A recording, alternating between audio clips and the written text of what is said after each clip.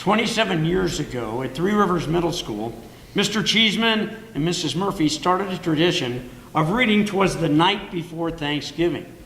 When Mr. Cheeseman retired about 12 years ago, I was lucky enough to take over. So let's read our book, "'Twas the Night Before Thanksgiving."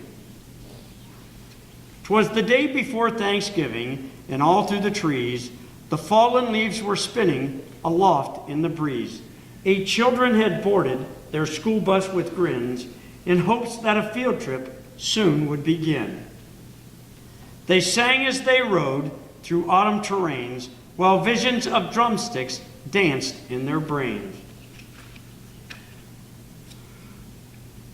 O'er rivers, through woods, with winding and weaves, their school bus sailed on through new fallen leaves.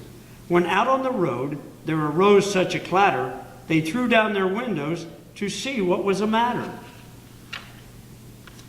When what with their wondering eyes should they see but a miniature farm and 8 tiny turkey?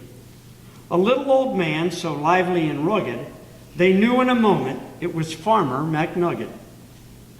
He was dressed all in denim from his head to his toe, with a pinch of polyester and a dash of Velcro. And then in a twinkling they heard in the straw the prancing and pawing of each little claw. More rapid than chickens, his cockerels they came. He whistled and shouted and called them by name. On Ollie, now Stanley, now Larry and Moe. On Wally, on Beaver, on Shep and Groucho.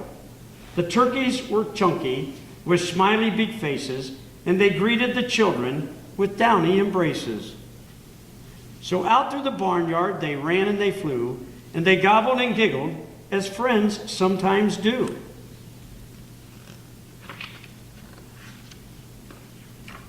Then somebody spotted an axe by the door, and she asked Farmer McNugget, "What is it for?" With a blink in his eye and a twist of his head, the old farmer told a grim tale of dread.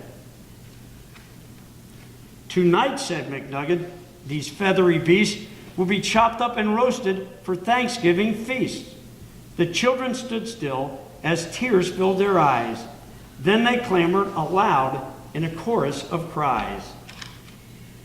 "Oh dear," cried McNugget, "now what shall I do?" So he dashed to the well, and the teacher went too.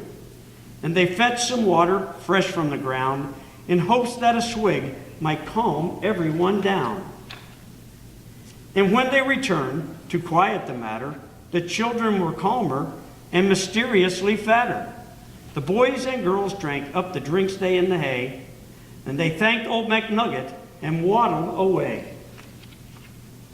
They limped to the school bus, all huffing and puffing. It's not easy to walk with hot turkey stuffing.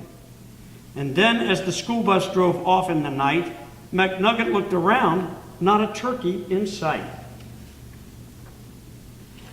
'Twas the night before Thanksgiving, and the stars up above shone down on a school bus abounding with love. The very next morning, 8 families were blessed with 8 fluffy Thanksgiving turkeys as guests.